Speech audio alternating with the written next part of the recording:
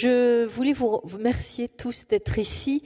J'ai voulu présenter en ouverture de cette conférence une image emblématique. Toute une génération a pleuré en voyant le petit garçon de crin blanc disparaître dans la mer. Est-ce que c'était un roman prémonitoire, enfin un film prémonitoire, un récit prémonitoire? Il y a dans cette salle 3 membres de l'Académie Crin Blanc qui sont venus pour cette conférence et que je voudrais saluer. Paul Van Paris, qui est producteur de la société Mylène Farmer et éditeur de sa musique. Jean-Louis Gouraud, qui est membre de notre conseil d'administration et qui a été Grand Prix de l'Académie Crin Blanc 2025, et Florence Méa, qui est directrice déléguée de l'Institut français du cheval et de l'équitation. Donc, je suis très heureuse de les voir là, comme je suis très heureuse de voir chacun d'entre vous, et je voudrais faire une mention particulière à Roland Pourtier, qui est président de l'Académie des sciences d'outre-mer et qui a été le premier qui m'a initiée à la Camargue, parce que j'ai fait mon mémoire de licence avec lui sur la protection du littoral en Camargue. Je ne savais pas qu'il viendrait là, je l'ai encore. Alors à l'époque, on tapait pas à la machine, c'est tout usé, tout abîmé, mais je le garde précieusement. Il m'avait mis 17, donc je suis très fière. Merci Roland, 40 ans après. Presque 50 ans après, d'avoir initié cette vocation. Alors, pourquoi je vais vous parler de la Camargue? Parce que c'est un sujet éminemment géographique et c'est un sujet qui nous renvoie à toutes les polémiques d'aujourd'hui sur l'aménagement du territoire. Jean-Robert Pitt le sait, et je suis très heureuse que le président de la Société de géographie et de l'Académie des sciences morales et politiques soit présent pour cette conférence. Jean-Robert le sait, nous avons fait ensemble... Alors, attendez, j'essaie de voir comment fonctionne cette voilà, je vais vérifier ça. Alors, non, voilà. Jean-Robert le sait, nous avons fait ensemble Le ciel ne va pas nous tomber sur la tête, qui est un engagement extrêmement fort sur le rôle de l'humanité, le rôle des hommes dans la défense des territoires face au déterminisme et aux violences de la nature. C'est un sujet sur lequel j'ai écrit beaucoup, consacré ma vie, Micheline l'a dit, que ce soit sur les problèmes du développement avec Tiers-Monde, sur les que sais-je. Alors avant, on ne parlait pas du développement durable, on parlait du sous-développement. Et on se pose la question depuis le début des années 90 de ce que cache le développement durable. Le développement durable, ça pourrait être considéré comme une déclinaison de l'intérêt général. Hélas, on réalise que souvent, il est dévoyé vers une idéalisation de la nature au détriment de l'humanité. Et ces idées, vous le savez, se traduisent en Europe par une sorte de mortification bureaucratique qui nous pose beaucoup de problèmes dans le monde aujourd'hui de puissance, de force, d'intimidation qui est en train de devenir le nôtre. Ma conviction, c'est que le monde mérite d'être aimé, que les hommes rendent beau le monde. Cette géographie amoureuse du monde qui est parue en 2012 a un chapitre sur la Camargue. Voilà, bon, ce sujet. Et je voulais vous citer aussi Frontières, parce que c'est le thème du prochain numéro de notre revue, La Terre des Hommes.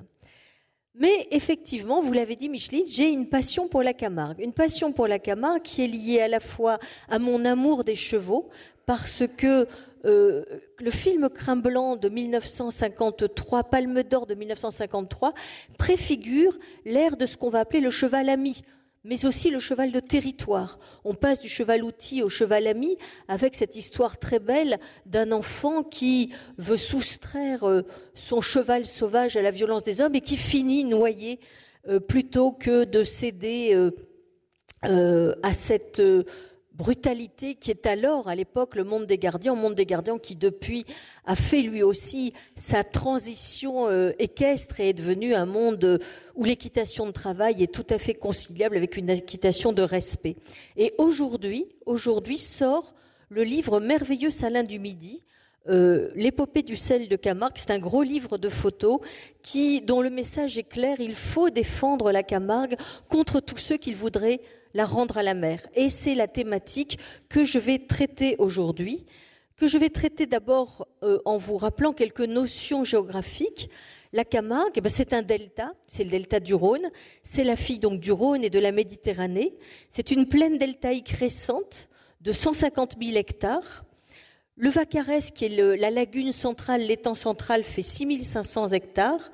Depuis 1970, la Camargue est gérée par le Parc naturel régional de Camargue, qui a l'intérieur des 2 bras du Rhône et quelques superficies latérales, ce qui fait 100 000 hectares. La Camargue compte 10 000 habitants en saison, en morte saison, et puis elle compte des centaines de milliers d'habitants l'été. Vous savez d'ailleurs que la semaine prochaine va avoir lieu le grand pèlerinage des Gitans qui va drainer vers ce delta des peuples, les gens du voyage, les voyageurs comme ils s'appellent, de toute l'Europe.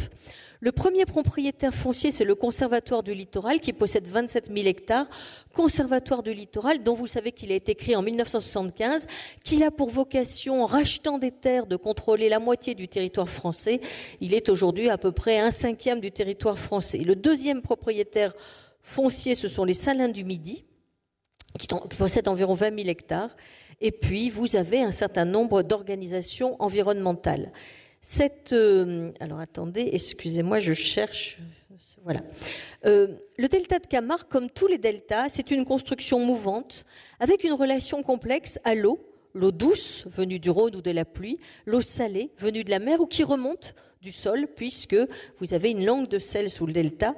Et ce delta, ça a été très longtemps des terres résiduelles, malsaines, qui sont devenues source de richesse et d'attraction après les grands aménagements du 19e siècle.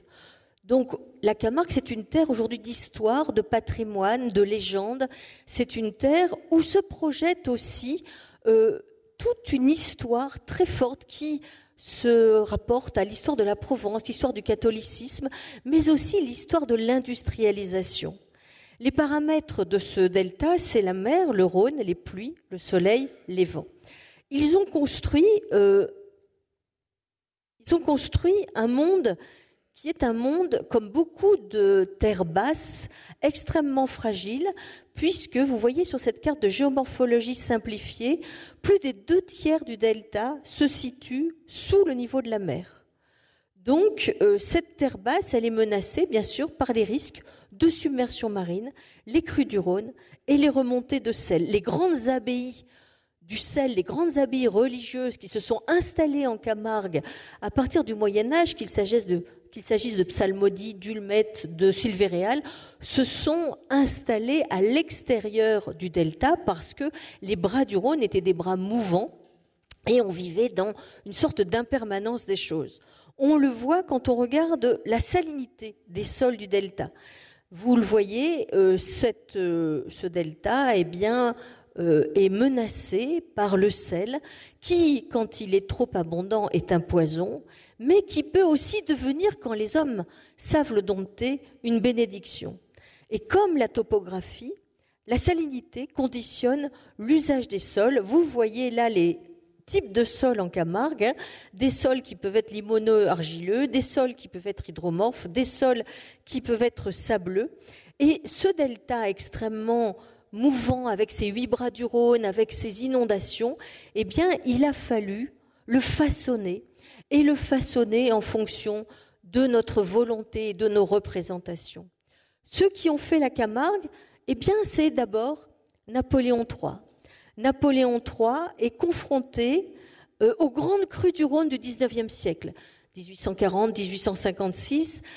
Dans ce tableau de Bougreau, vous voyez, il rend visite aux sinistrés de Tarascon.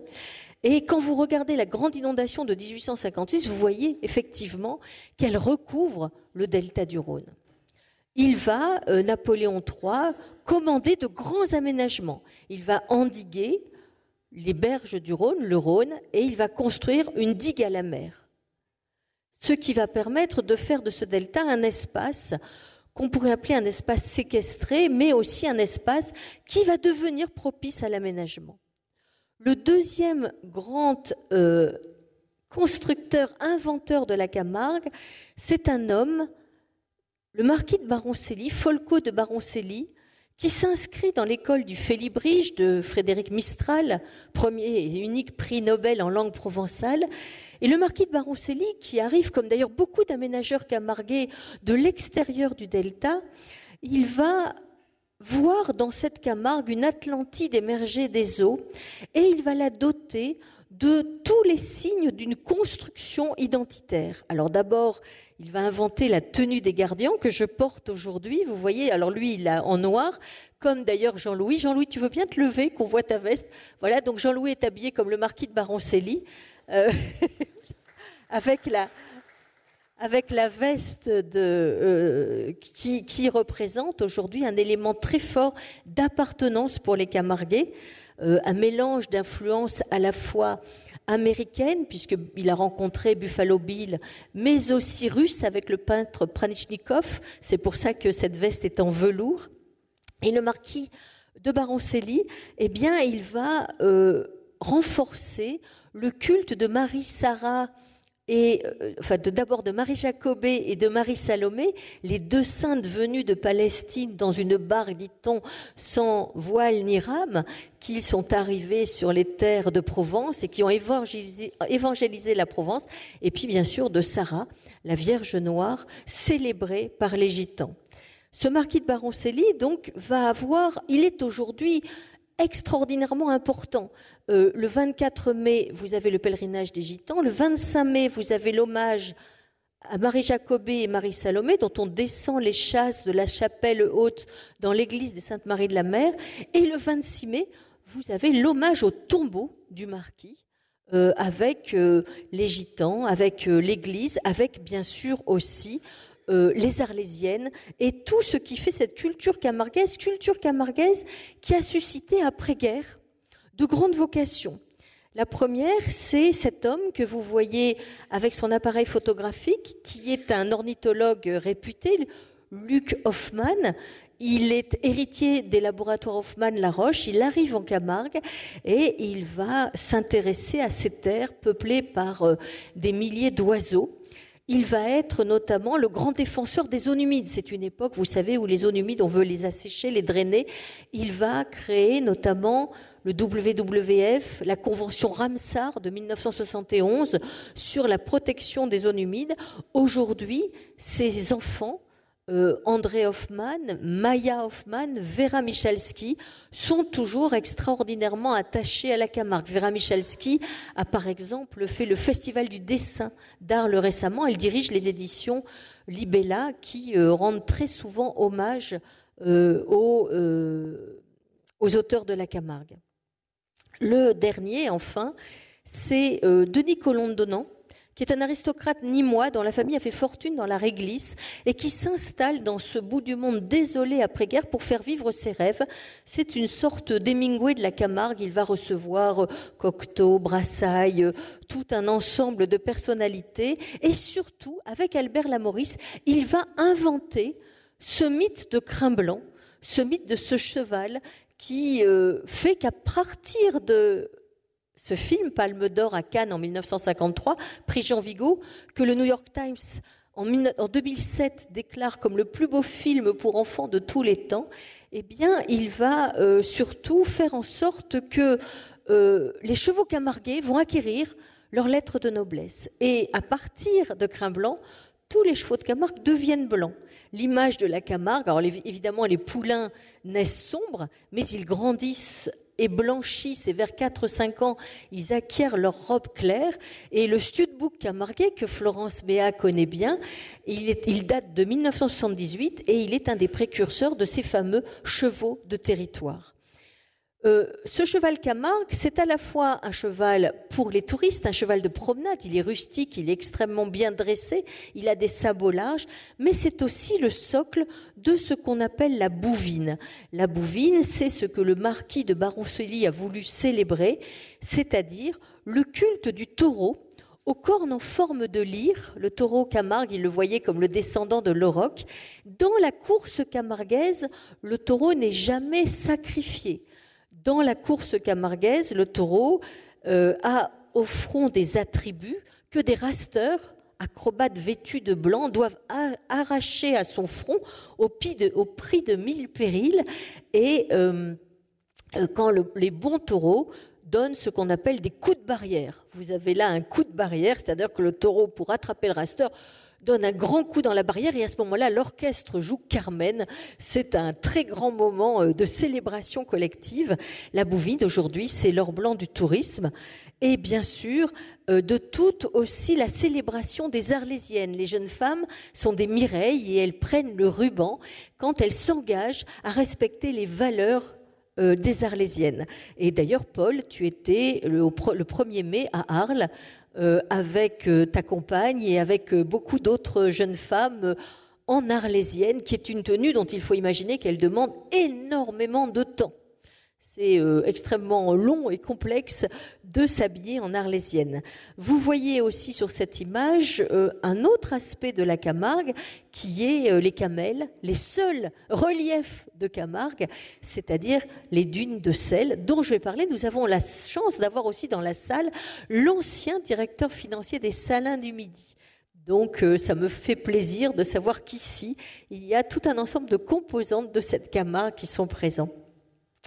Je voulais aussi vous montrer, bien sûr, la fameuse Tour Luma, construite par Maya Hoffmann dans cette ville romaine d'Arles, construite avec l'architecte Franck Guéry, qui est une sorte d'architecture totémique qui traduit aussi la façon dont Arles est liée au monde artistique, mais la façon dont elle devient aussi une sorte d'appropriation culturelle par les rencontres photographiques d'Arles, par l'ensemble des manifestations qui font que Arles, qui est techniquement à l'extérieur du delta, est la plus grande commune urbaine de France. La plus grande commune rurale, ce sont les Saintes-Maries-de-la-Mer, puisque ce sont une zone d'habitat lâche. Et Arles, eh bien, finalement, pourrait avoir vocation à être maîtresse du delta de Camargue, dont d'ailleurs Salins-de-Géraud, la petite ville qui est à l'extrémité du Grand Rhône, Salins-de-Géraud qui est une ville de Salins, donc de Salins, eh bien, fait aussi partie.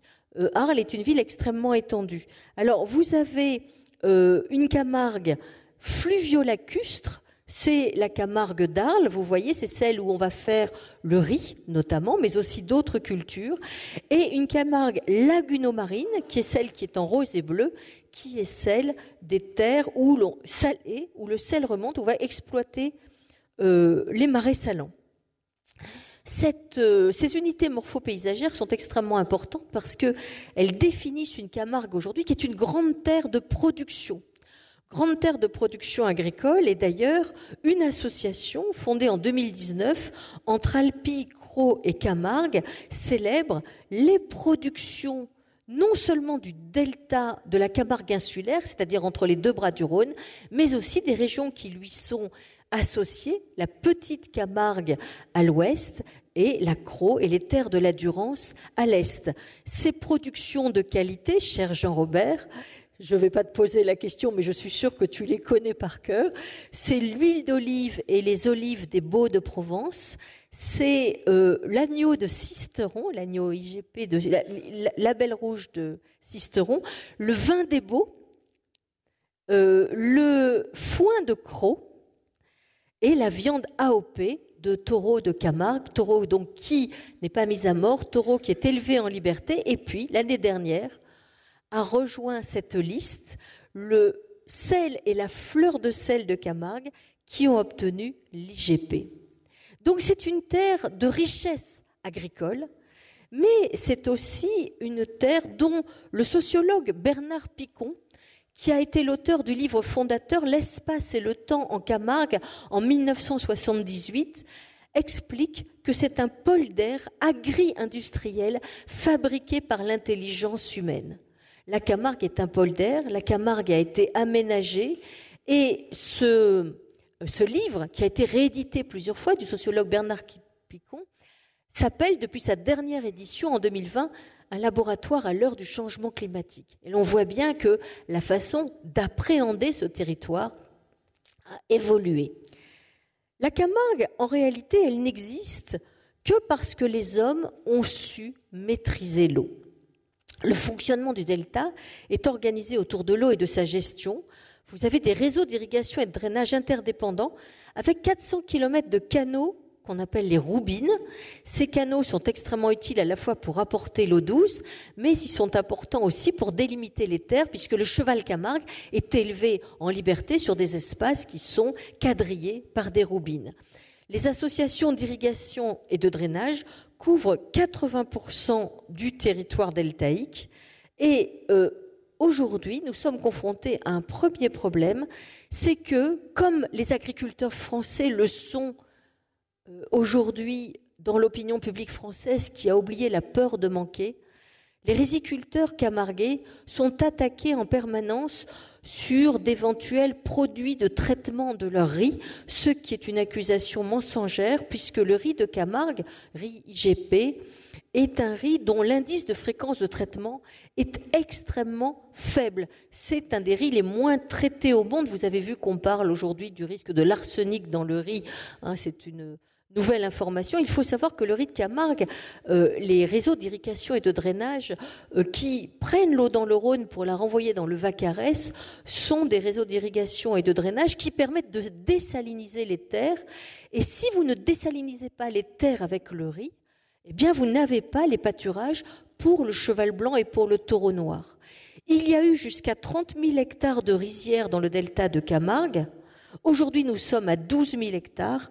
Les riziculteurs sont confrontés à de très grandes difficultés, comme d'ailleurs tous les agriculteurs français. Vous le savez, en ce moment, on parle de la loi d'orientation et d'avenir agricole qui est en négociation. Vous savez les résistances qu'elle suscite. Eh bien, la Camargue illustre le fait que sans les agriculteurs, un grand nombre de paysages n'existeraient pas, qu'il s'agisse à la fois, bien sûr, de la bouvine, de l'AOC Taureau Camargue, de tous ces milieux humides qui sont des milieux extrêmement favorables aux oiseaux.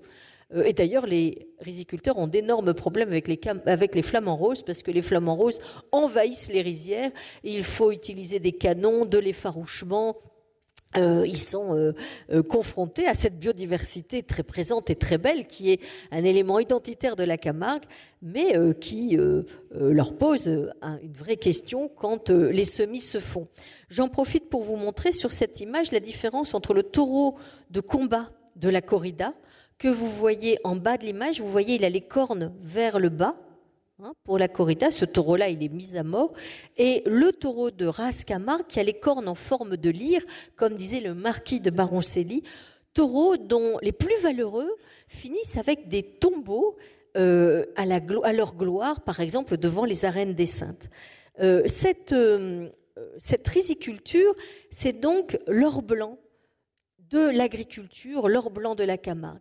Mais il y a un deuxième or blanc, le cheval blanc, et un troisième or blanc qui est le sel. Le sel, je vous l'ai dit, c'est un poison quand il n'est pas maîtrisé.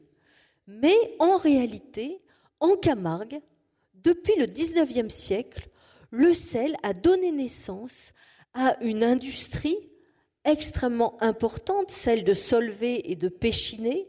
On a inventé l'aluminium à Salins-de-Giraud, ce qui fait que ce village de Salins-de-Giraud a surgi de terre avec des corons qui étaient inspirés de l'architecture du nord de la France. Et l'eau de mer, quand elle est utilisée dans les étangs de concentration du sel, eh bien, elle va être absolument indispensable à la transition énergétique de la France. C'est-à-dire qu'on parle des batteries au lithium, mais on peut faire des batteries au sel. On parle de toutes les substances qui sont nécessaires pour les réfrigérants, pour les retardants, pour les explosifs, pour les poudres. Vous savez que l'Europe parle de se réarmer. Avec le sel et les molécules mères tirées des marais salants de Camargue, on fait, par exemple, le carburant de la fusée Ariane. Ces salins du Midi, qui sont à la fois à Aigues-Mortes et à Salins-de-Giraud, ils sont souvent méconnus. Donc c'est ce livre qui sort aujourd'hui, merveilleux Salins du Midi, l'épopée du sel de Camargue.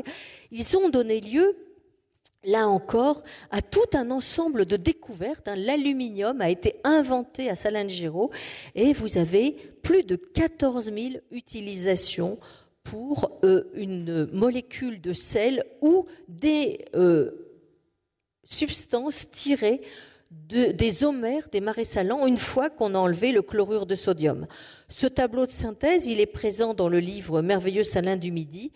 Vous le voyez, aujourd'hui, la souveraineté industrielle de la France, la décarbonation de Fos-sur-Mer, eh bien, dépendent étroitement de la production à la fois d'aigues mortes, production où l'on fait à la fois du sel alimentaire, du sel pour l'agroalimentaire. On oublie, on parle beaucoup des ravages du sel sur notre organisme, mais il ne faut pas oublier que sans sel, nous mourrons de façon certaine. Le sel, c'est ce qui maintient la pression osmotique de notre corps. Il ne faut pas oublier les poches de sang, les sels de réhydratation. Les médecins qui sont présents dans cette salle, comme Jacques, par exemple, savent bien de quoi je parle. La déshydratation, eh bien, c'est la perte de sel. Et avec ces marais salants qui sont les plus importants d'Europe, eh bien, nous avons une richesse qui est souvent méconnue, alors que la demande de sel pour la chimie mondiale augmente de 10% par an, que la Chine est bien évidemment la première productrice mondiale, 55 millions de tonnes sur 300 millions de tonnes, eh bien, la France s'enorgueillit d'avoir des marais salants essentiels, plus aussi, j'en ai parlé tout à l'heure avec l'ancien directeur financier des Salins, du sel de mine dans l'est de la France, et le sel du dôme de sel de Dax, donc Varangeville et Dax, mais le seul sel que l'on obtient de manière totalement écologique avec le soleil, la mer et le vent, eh bien, c'est le sel des marais de Camargue. Et pourtant, la France continue d'importer 600 000 tonnes de sel, donc on voit bien les enjeux essentiels que sont la préservation à la fois des rizières, de la bouvine, des patrimoines camarguais, mais aussi de l'industrie salinière dont on nous disait il y a 15 ans qu'elle était vouée à disparaître, notamment à Salins-de-Giraud, jusqu'à le rachat des Salins du Midi par une entreprise familiale, Hubert et Olivier François, qui sont en train de les développer, notamment dans le cadre de la décarbonation de Fos-sur-Mer. Vous savez que Fos-sur-Mer, c'est le quart des émissions de gaz à effet de serre industrielles de la France. Il faut trouver des réponses, il faut remplacer les énergies fossiles. Eh bien, la Camargue a les réponses. Donc le sel, c'est à la fois l'or blanc de l'industrie, mais c'est aussi l'or blanc de la biodiversité, parce que dans ces marais salants, vous avez des colonies d'oiseaux, les plus importantes colonies d'oiseaux de Méditerranée, des guêpiers, des rôliers, des avocettes, des limicoles. Alors les spécialistes des oiseaux dans la salle savent de quoi je parle. Tout un ensemble d'oiseaux, d'espèces rares et protégées, les fauvettes à lunettes, les onychidèmes criards, que sais-je encore, qui sont venus vivre dans ces marais salants. Pour résumer, en faisant une représentation que tu n'aimes pas trop, les fameux corèmes, mais bon, je l'ai quand même fait. Voilà, vous avez donc ce delta de Camargue avec ces trois pôles, Arles. Alors, je vous ai mis capitale des bobos, mais aussi des prolos, parce qu'il faut savoir que Arles est aussi une ville très pauvre, avec tout un problème d'insertion. Et d'ailleurs, la course camarguaise permet aux Camarguais venus par exemple de l'immigration de se faire un nom avec ce sport extrêmement courageux et difficile. Vous avez les Saintes-Maries de la Mer qui sont la grande ville d'attraction touristique, la ville du romantisme, et puis vous avez Salins-de-Giraud qui est la ville industrielle surgie des marécages au XIXe siècle pour faire naître l'industrie de l'aluminium, les savonneries de Marseille et toute cette révolution industrielle demandeuse de chlore, de potasse et de sel. Et puis de chaque côté, eh bien, vous avez les grandes stations touristiques de la mission Racine, créée dans les années 60 pour retenir les touristes qui partaient en vague épaisse vers l'Espagne. Donc on a aménagé le Gros-du-Roi, la Grande-Motte, toutes ces stations touristiques du littoral languedocien. À l'époque, c'était des marécages vraiment extrêmement répulsifs. Ma famille paternelle est originaire de Montpellier, ou plus exactement Murviel-les-Montpellier. J'ai vu grandir la Grande Motte sur des villages. Et puis, à l'est, la zone industrialo-portuaire de Fos, qui date de la même période, où l'on va vouloir doter la France de pétrochimie, de chlorochimie, de tout ce qui va lui permettre d'aller vers sa souveraineté industrielle. Et entre les deux, un poumon de 40 km de long, un littoral vierge de toute urbanisation, qui est la Camargue que nous connaissons. Aujourd'hui, cette Camargue, elle est en proie à des forces extrêmement puissantes qui visent à nous expliquer qu'il faut la sanctuariser, la protéger face à un danger que nous connaissons tous, qui est le danger du changement climatique et de la montée de la mer. Il y a 14 textes de protection qui se surimposent en Camargue et nous nous retrouvons aujourd'hui avec un véritable danger parce que dans ces territoires qui sont protégés, les moyens de lutte contre le sel ne sont pas du tout ceux des salins du Midi et l'interdiction de rejeter les eaux d'irrigation dans le Vacarès comme la perte de confiance dans les capacités aménageuses de l'homme font que progressivement la Camargue se salinise. Vous voyez sur ce graphique, ce schéma, l'ensemble des organismes de protection de la Camargue. Bernard Picon dit que depuis un siècle, la Camargue est un espace construit par l'homme dont les acteurs doivent se défendre des acteurs venus de l'extérieur qui trouvent belle la Camargue et veulent empêcher les Camarguais de continuer à l'aménager. Il y a notamment, de la part du Conservatoire du littoral, une action très dynamique, très offensive de rachat des mâts littoraux, de même aussi de rachat des territoires qui sont des territoires le long du Rhône, le long des étangs. Et le problème, c'est que souvent, quand les mâts sont rachetés, la fonctionnalité économique des mâts, c'est-à-dire l'alliance d'une réserve de chasse, de la culture du riz, de la gestion d'un étang avec des oiseaux, eh bien tout ça est démantelé, on cesse de mener cet entretien et on laisse le mât se dégrader. Et on a comme ça une sorte de perte économique, perte architecturale de la Camargue. Alors la menace, elle est réelle, hein, c'est un delta mouvant, et évidemment, qui dit changement climatique, dit montée de la mer. Alors vous le voyez, il y a des incertitudes, on ne sait pas si la Méditerranée va avancer dans ce delta très plat, dont 2/3 sont sous le niveau de la mer, si elle va monter de 40 cm, de 60 cm ou bien d'1 mètre. Ce sont donc des incertitudes réelles. Au cours du dernier siècle, la mer a monté de 20 cm dans la Méditerranée. Entre 2015 et 2019, elle a augmenté du double, plus 4,8 mm par an.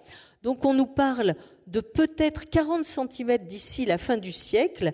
C'est un delta, comme d'autres terres en France, qui est bien sûr menacé à la fois par les phénomènes de crues de plus en plus violents que nous connaissons dans le cadre du changement climatique, mais aussi par ce double mouvement d'enfoncement du delta avec une subsidence d'à peu près d'1 millimètre par an et puis de montée de la mer.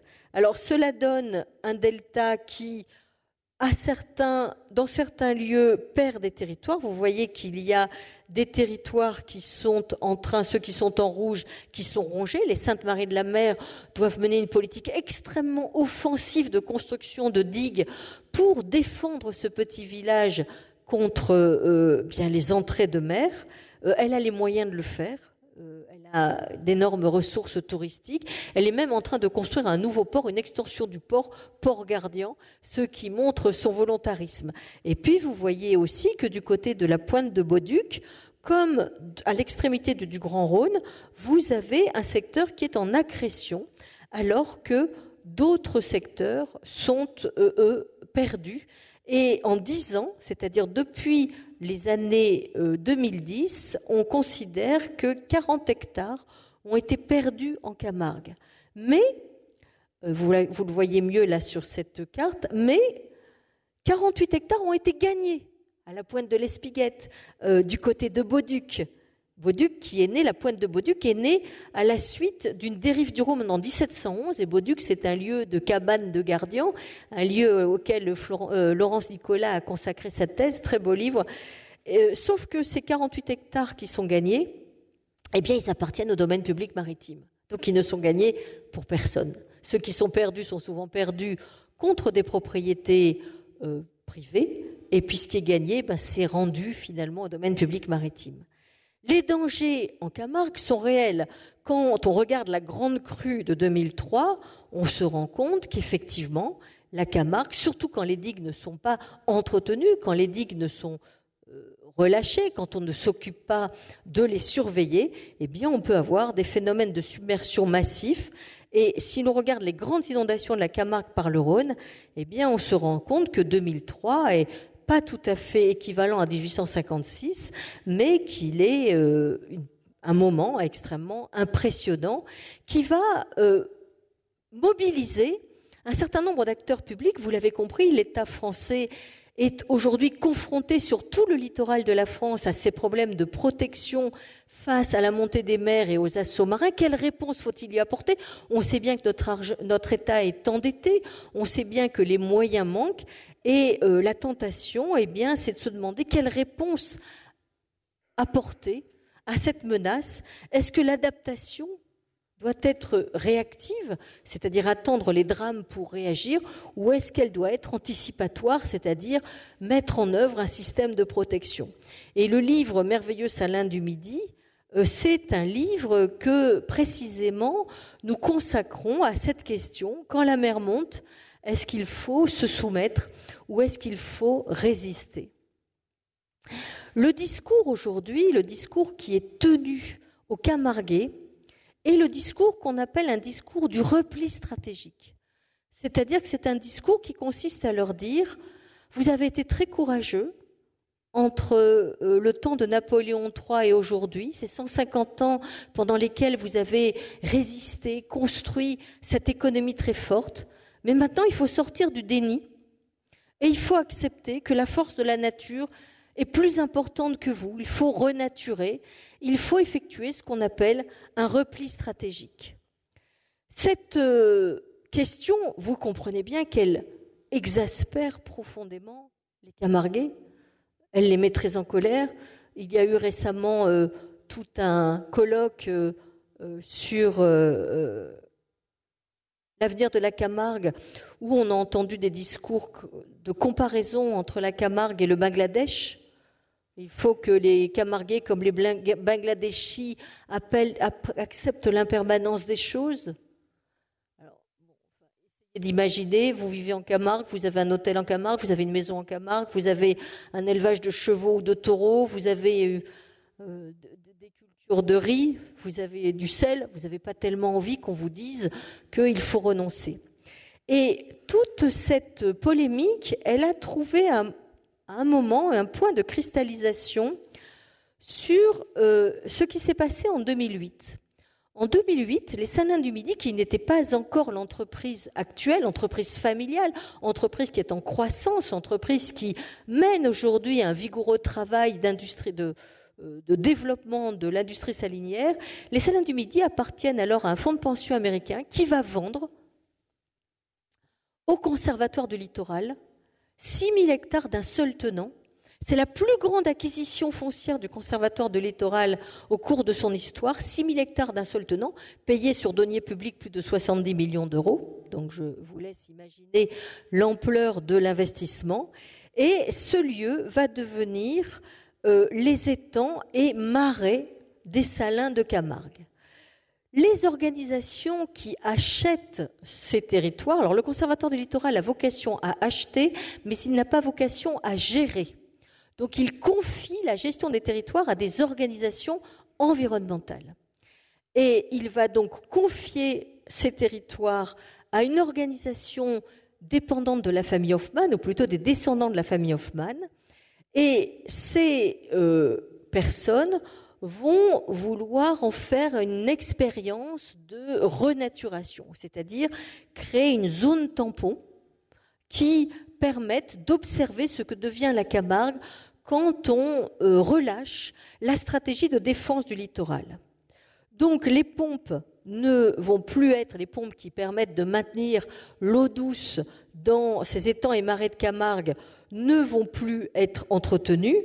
Et dans ce marais, cet étang qui s'appelle le Fangassier, eh bien, il y avait jusque-là plus de 13 000 couples de flamants roses qui venaient nicher. C'était un lieu très, très prisé des ornithologues.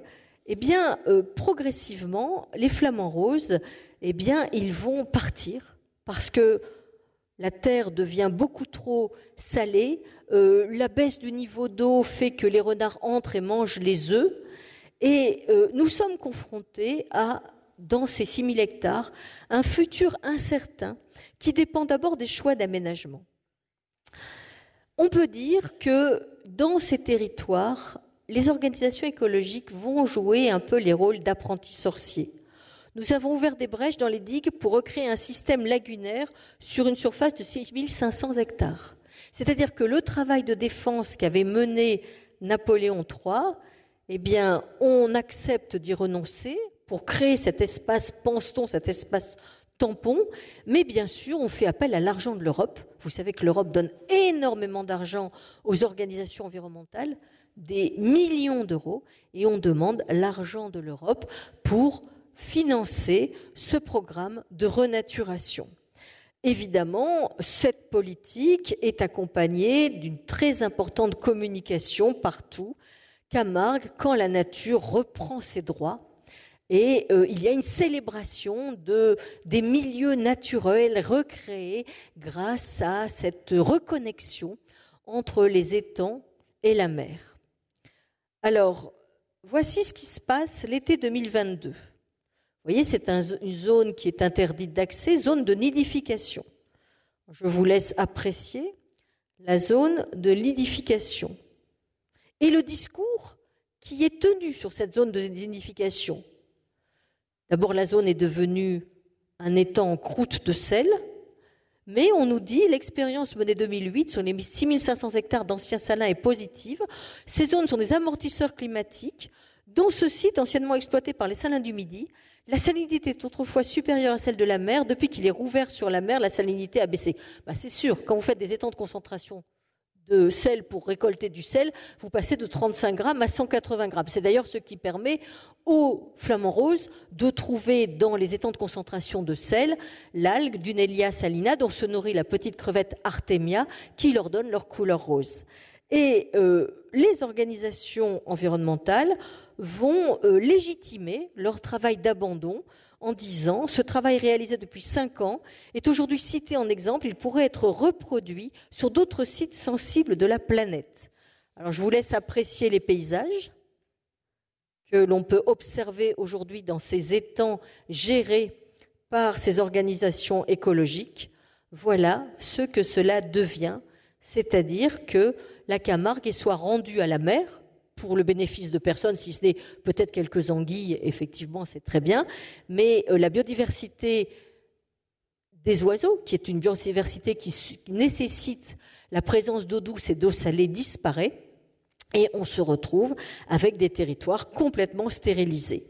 Au point aujourd'hui que le circuit des flamants roses, puisqu'en Camargue, aller voir les flamants roses est un must, eh bien, le circuit des flamants roses envoie les touristes à Salin-de-Giraud, sur les marais salins de Salin-de-Giraud et sur ceux d'Aigues-Mortes, où vous avez les plus importantes colonies de flamants roses de Méditerranée, où les zones de nidification sont restaurées par les salins du Midi, et où les organisations écologiques qui ont perdu leurs flamants roses n'ont aucun scrupule à organiser des opérations de bagages où elles mobilisent des centaines de volontaires en convoquant les télés. Alors moi, j'ai un vrai problème. Vous savez, on dit souvent que les naturalistes maltraitent les animaux au nom de l'expérimentation scientifique. Vous savez que le bagage, c'est une opération extrêmement délicate qui demande des compétences. La Ligue de protection des oiseaux ne confie pas le bagage à n'importe qui.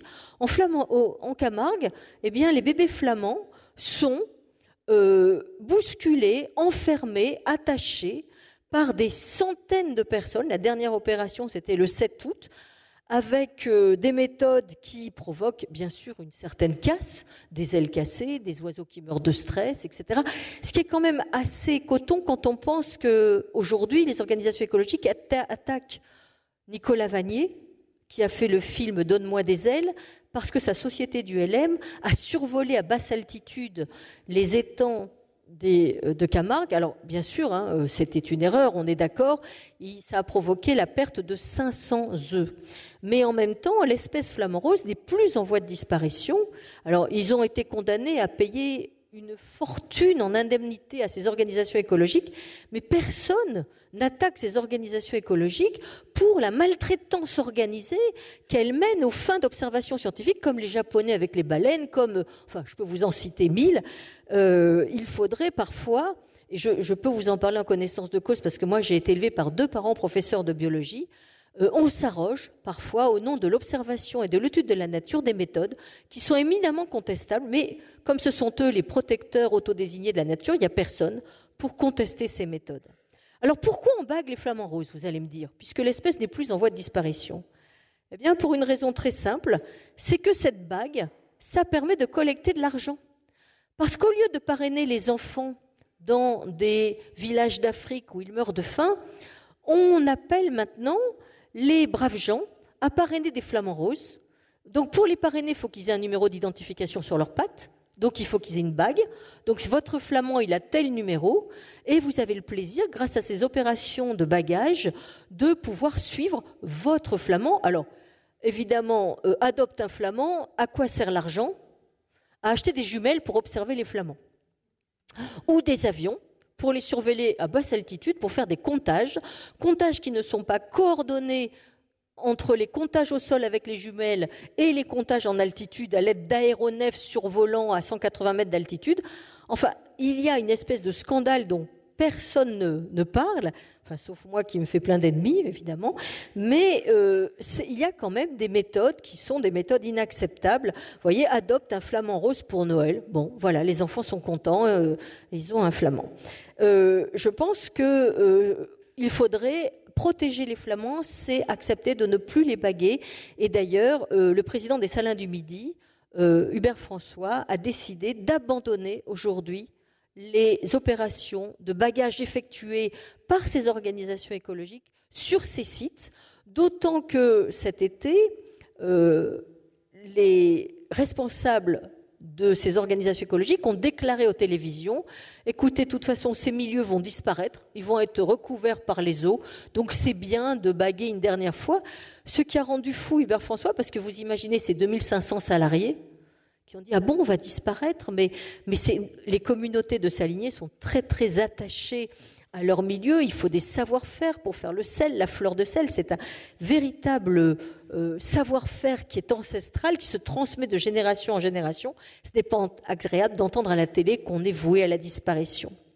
Alors la question aujourd'hui de l'inondation de la Camargue est une question très importante puisque certaines digues qui sont entretenues par les Salins du Midi, là où leur activité l'exige, et Hubert François dit, bah oui, 1 kilomètre de digue, c'est 1 million d'euros, mais moi je sais faire, ça fait partie de mon boulot, ça fait partie de mon activité, mais là où les Salins du Midi ne sont plus là, eh bien on décide de ne plus entretenir les digues, et vous voyez là cet exemple de la digue de Véran, où l'on théorise que l'on ne va plus réparer la brèche. Alors, cette méthode est pour moi un parti pris discutable qui va à l'encontre à la fois des intérêts régionaux, des intérêts de la Camargue comme territoire, mais aussi des intérêts nationaux, puisque vous l'avez compris, la Camargue est indispensable aujourd'hui à la souveraineté française. Et lors de la prochaine submersion, jusqu'où va aller l'eau? Quel va être le problème? Et on pourrait dire, plutôt qu'adopter un flamand, il vaudrait mieux adopter une digue. Roland Pourtier le sait, puisque c'est un grand spécialiste de l'Afrique, nous avons eu un précédent désastreux avec la langue de Barbarie au Sénégal. Lors des inondations du fleuve Sénégal, il a été décidé en 2003 de percer la brèche qui protégeait la ville de Saint-Louis et les villages de pêcheurs installés sur le cordon littoral. On a fait avec un bulldozer une brèche de 4 mètres. Cette brèche de 4 mètres, eh bien évidemment, l'océan Atlantique, alors vous allez me dire l'océan Atlantique, ce n'est pas la Méditerranée, mais cela montre les dangers que l'on peut avoir quand on laisse l'océan s'engouffrer. L'océan Atlantique s'est engouffré, les villages de pêcheurs ont été détruits, le cordon littoral a disparu, la brèche fait aujourd'hui 11 km. Elle a été consolidée par un travail de l'AFD, etc. Mais cela montre bien que ce que nos ancêtres ont fait avec des moyens très faibles, avec les moyens qui étaient ceux de l'époque au XIXe siècle, et que nous pouvons faire aujourd'hui très facilement si nous le souhaitons, avec les bulldozers, avec les méthodes, avec tout ce que nous avons, eh bien je pense qu'il ne faut pas accepter cette espèce de repli stratégique qui n'est qu'une abdication, qu'une renonciation face à la violence de la nature. Laisser entrer la mer, ce n'est pas créer des amortisseurs climatiques, c'est transformer les étangs en lagunes littorales et la Camargue en une immense baignoire salée. Et on peut se demander si finalement, quand Baron Célie voyait dans la Camargue une nouvelle Atlantide, il n'avait pas compris ce qui menaçait ce territoire. On peut se demander si, quand Denis Colombe-Donnan et Albert Lamoris terminaient Crin-Blanc en faisant Folco se noyer ou partir dans le paradis où les chevaux et les enfants sont toujours des amis, on peut se demander si, dans le Songe d'une nuit en Camargue, spectacle qui tous les ans est projeté au Sainte-Marie-de-la-Mer dans les étangs, il n'y a pas la peur que le nouvel avenir des Camarguais soit en réalité des branchies.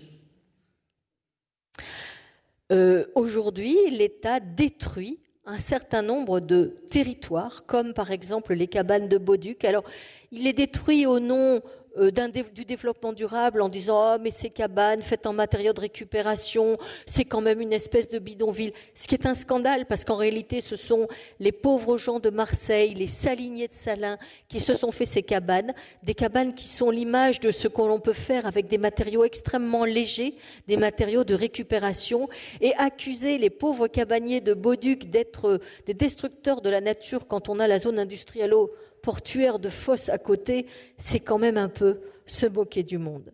Donc il faut remettre les pendules à l'heure géographique, d'abord comprendre qu'il n'existe aucune fatalité à l'effondrement, tout est une question de fatalité et de priorité et de moyens.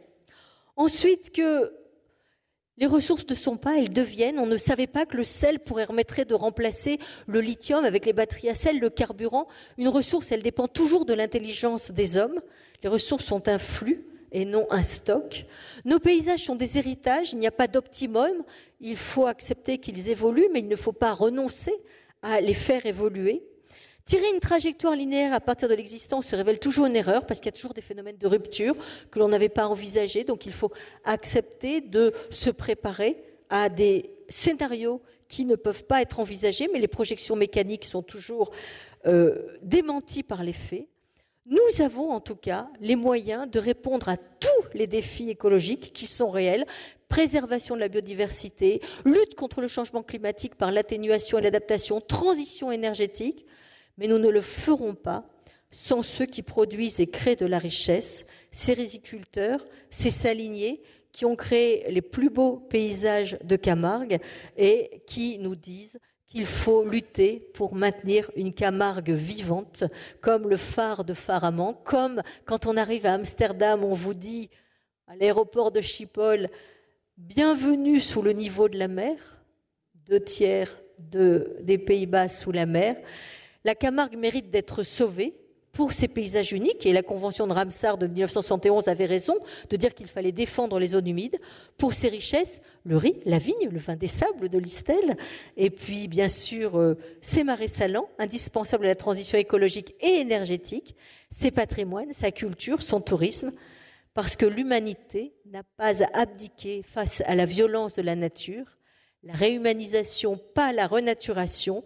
Et citons Victor Hugo, qui dit en 1846, alors qu'il est père de France, « Messieurs, si l'on venait vous dire une de vos frontières est menacée, vous avez un ennemi qui à toute heure, en toute saison, nuit et jour, investit et assiège une de vos frontières, qui l'envahit sans cesse, qui empiète sans relâche, qui aujourd'hui vous dérobe une langue de terre, demain une bourgade, après-demain une ville frontière. Si l'on vous disait cela, à l'instant même, cette chambre se lèverait et trouverait que ce n'est pas trop de toutes les forces du pays pour le défendre contre un pareil danger. Eh bien, messieurs les pairs, cette frontière, elle existe. C'est votre littoral, votre ennemi, il existe, c'est l'océan. Victor Hugo, je vous remercie. Place à la discussion. Il n'y a pas que dans la Camargue où ça arrive. L'île de Ré, par exemple, avait été l'objet de considérations similaires. Il y avait eu Xynthia, c'est merveilleux Xynthia, l'île de Ré était pratiquement submergée, mais il fallait, nom de nom, que la mer retrouve ses droits. Bon, vous imaginez le discours qui correspond tout à fait à ce que vous avez entendu avec les mêmes auteurs, etc. Bon, effectivement, ils n'ont rien fait, mais ils avaient vu que ces gens sont surtout d'une ignorance dantesque. Ils ne s'étaient pas rendu compte que dans l'île de Ré, il y a des courants qui viennent du nord, qui sont en grande partie alimentés par la Loire, et effectivement, les marées ont continué à engraissé, selon le terme local, et donc ça revient, donc tout revient dans l'ordre. Mais je crois qu'il faut, merci de votre, en tout cas de votre énergie pour essayer de lutter contre la bêtise et l'ignorance. Merci. En fait, c'est un problème que l'on rencontre partout. Ce problème du repli stratégique, de la renaturation, c'est un souci. Alors, a contrario, quand il faut défendre Paris, on n'hésite pas à faire des bassins de rétention, et ce qui est très bien, hein, tout le bassin d'aménagement Seine-Grand Bassin a fait le lac de Der, a fait tout un ensemble de réservoirs pour éviter que se reproduisent les inondations de 1910. Donc, pourquoi on considère que certains territoires, ceux des élites, peuvent être défendus et que d'autres, finalement, là où vivent les gueux, on peut les rendre à la mer? C'est un vrai problème et c'est une vraie problématique. Jean-Robert. Merci beaucoup pour un bel exposé. Les bassins de rétention de la Seine, je pense qu'aujourd'hui, il serait très difficile de les faire. Il y aurait des manifestations monstres contre leur construction. Non, je voulais justement poser une question sur l'amont de la Camargue. Tu n'as pas parlé, mais ce n'était pas l'objet aujourd'hui, mais de tous les barrages qu'on a construits sur le Rhône. S'il n'y avait pas eu ces barrages, évidemment, qui nous fournissent de l'électricité propre et formidable, donc merci, et puis qui empêchent aussi des inondations dramatiques dans les villes bordières du Rhône, s'il n'y avait pas eu ces barrages, la Camargue aurait 10 km ou 20 km de plus, puisque finalement, les barrages ont empêché l'alluvionnement. Donc, est-ce qu'il y a quelque chose à faire vis-à-vis de... Qu'est-ce qu'on peut faire pour que l'alluvionnement reprenne? Y a-t-il une solution? Moi, je vis à Donzère, hein, donc je suis sur les barrages de Donzère-Mondragon. On a appelé ça le Suez français. Hein. Il faut se souvenir que le Rhône et la Durance étaient dramatiques pour les populations riveraines et que quand on a fait les grands aménagements du Rhône avec la Compagnie nationale du Rhône, on a à la fois discipliné le Rhône, créé de l'hydroélectricité, première source d'énergie renouvelable en France, enfin, si on exclut le nucléaire bien sûr, mais avec le nucléaire, permis la navigation et puis permis l'irrigation avec les fruits et légumes de la vallée du Rhône. Donc ça a été vraiment un travail colossal qu'on ne pourrait plus faire aujourd'hui. Hein. C'est vrai que ce Suez français à Donzère où je vis, on a littéralement redessiné totalement le cours du Rhône. Aujourd'hui, c'est vrai, tu as raison Jean-Robert, en Camargue, la terre pousse la mer, c'est un delta récent, et ce delta, sa charge sédimentaire s'est considérablement affaiblie avec le fait qu'on n'arrache plus toute ces sédiments à la montagne dont il vient. Je pense que ce que l'on doit faire, ce que l'on peut faire, c'est accepter un plan de prévention des risques et de protection des populations qui est de consolidation et de surélévation des digues. Ce n'est pas scandaleux de surélever les digues. Hubert François dit, mais moi, s'il faut relever les digues de 40 cm, je suis tout à fait prêt à le faire. Le problème, c'est qu'on nous dit l'inverse aujourd'hui. On nous parle de décorseter le Rhône. Le grand discours, c'est le décorsetage en Camargue pour qu'il y ait des zones d'expansion. Et les zones d'expansion, évidemment, il faut protéger les villes. Vous savez, la Chine fait ça aussi. Et c'est toujours dans les territoires agricoles, les territoires d'un travail qui n'est pas celui des urbains, finalement. Je pense que c'est une vraie question. On a la même problématique avec... En Camargue, l'organisation s'appelle le CIMADREM. Mais vous avez juste à côté la CRO. La CRO, elle est gérée par ce qu'on appelle le CIMCRO. Il faut savoir que la nappe de Crau, elle est gérée par les agriculteurs, hein, notamment pour avoir le foin de Crau, et qu'elle alimente aujourd'hui toute l'agglomération de Marseille, toute la zone industrialo-portuaire de Fos. Or, vous avez la même problématique avec la Crau, c'est un discours qui est de dire aux agriculteurs arrêtez de prélever l'eau de cette nappe, alors qu'en fait c'est une nappe qui est approvisionnée en permanence, c'est pas une nappe fossile, sans comprendre que cette irrigation du foin de Crau, c'est aussi ce qui sauve Marseille. Donc aujourd'hui, l'aménagement, qui est une question éminemment géographique, il ne faut pas le traiter avec une logique qui est une logique de renonciation. Il faut le traiter avec une logique volontariste. Et c'est ça qui serait stimulant pour notre jeunesse à qui on enseigne l'effondrement, la collapsologie, à qui on dit que tout est fichu. Vous imaginez les ingénieurs, les techniciens, les géographes, les urbanistes, les hydrologues, tous ces gens s'y retroussent ensemble leurs manches, comme on l'a fait aux Pays-Bas ou à Hong Kong ou à Singapour, pour défendre les territoires contre la menace de la mer, eh bien, c'est formidablement plus stimulant que les marches pour le climat. Comment s'organise la résistance, finalement? Est-ce qu'il y a des associations qui Alors, c'est une vont bonne dans votre question. sens? C'est une bonne question. Alors, moi, ça m'a... En fait, quand je suis arrivée en Camargue, le discours, en fait, les gens s'étaient inclinés. Ils s'étaient inclinés au nom de ce qu'on appelle la vérité scientifique. C'est-à-dire, on vous disait, mais attendez, la science nous dit que, donc vous n'allez pas aller à l'encontre de la science. Donc les Camarguais râlaient. Vous savez, les Camarguais, c'est un milieu insulaire. Donc les gens sont à la fois très, très arc-boutés sur leur identité, mais en même temps, c'est un milieu aussi très antagoniste. C'est un milieu où il y a les riziculteurs, ils veulent de l'eau douce, les saliniers veulent de l'eau salée, les chasseurs veulent des oiseaux. Voilà. Donc, c'est un milieu où, finalement, les organisations environnementales étaient devenues ultra puissantes, avec l'appui de Bruxelles, avec l'appui de l'argent européen, etc. Moi, j'ai été le gladiateur à un moment, c'est-à-dire que j'ai commencé à publier un certain nombre d'articles qui m'ont valu énormément d'ennemis. Par exemple, mon éditeur historique, avec lequel j'ai fait les livres sur l'agriculture, ne veut plus me publier, parce qu'il est lié à la famille Hoffmann. Moi, j'accuse pas du tout la famille Hoffmann. Ce qui me gêne, c'est que si on allait dire aux Suisses qu'il faut arrêter d'entretenir la montagne, parce que de toute façon, la montagne va s'effondrer, je suis pas sûre que les Suisses seraient très contents qu'on n'entretienne pas les forêts, notamment suisses. C'est vraiment une problématique très importante aussi. Et malheureusement, on a l'impression que les Camarguais, c'est un peu la réserve d'Indiens, comme on l'a aussi en Afrique avec les Maasai ou avec les Peuls, de territoires que l'on peut rendre à la nature parce qu'on fait du greenwashing dans ces territoires. Et donc, j'ai voulu m'élever contre ça en publiant énormément d'articles, en faisant ce roman où j'imagine que les alligators arrivent en Camargue, ce qui me permet de parler du réchauffement climatique, de l'attitude des Camarguais, de la résistance. Et aujourd'hui, je peux dire que il y a un certain nombre de personnes qui ont cessé d'accepter cette fatalité. Bien sûr, les riziculteurs, qui ont réussi à prouver que leur riz était un riz propre, et parce que c'est très drôle, les gens qui vont acheter le riz basmati, parce que, soi-disant, c'est meilleur que le riz de Camargue, c'est un riz IGP, c'est un riz de très bonne qualité. Et le riz de Camargue, c'est un des meilleurs riz qui soit. Donc, les riziculteurs camarguais ont réussi à montrer qu'ils faisaient une culture propre, qui dessalait les terres, et qu'ils étaient aussi un rempart contre la plastification de la Camargue, parce que quand il n'y a pas le riz, il y a des melons, il y a des fraises, et vous avez des bâches. Puis au bout de 3-4 ans, il faut refaire du riz. Donc aujourd'hui, j'étais en Camargue la semaine dernière, le riz revient, le riz progresse. Et puis surtout, la Compagnie des Salins du Midi, dont on avait prédit plus ou moins la disparition, ce qui avait expliqué qu'elle avait vendu ses territoires, aujourd'hui, c'est une compagnie qui est en très forte croissance, qui est indispensable pour la décarbonation de Fos, qui est très présente.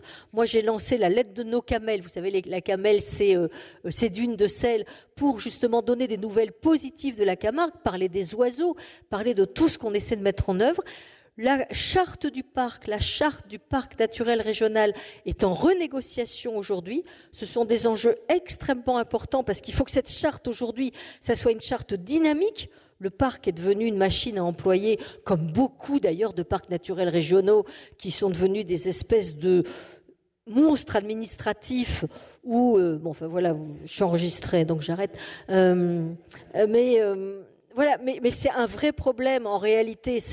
Vous êtes d'accord, vous qui travaillez dans l'aménagement d'Île-de-France? Bon, d'accord. Filmez-le. Et voilà, donc il faut aujourd'hui rendre la Camargue aux Camarguais dans une logique volontariste de défense du territoire. Mais ce discours-là qui est audible, parce que quand vous avez un appartement au Sainte-Marie-de-la-Mer ou quand vous avez une manade au bord du Vacarès, vous n'avez pas envie de ne léguer à vos enfants que du sel et de la mer, du sel non maîtrisé de la mer. Le paradoxe, c'est que l'étang du Vacarès, en 1927, quand il est devenu une réserve intégrale, il avait été confié par les Salins du Midi à la Société nationale d'acclimatation et de protection de la nature, l'ancêtre de la Société de protection de la nature aujourd'hui, parce qu'il y avait l'idée qu'il fallait un espace pivot où on pouvait avoir aussi de l'eau douce et de l'eau salée. Aujourd'hui, l'étang du Vaccarès a totalement échappé, bien sûr, aux Salins du Midi.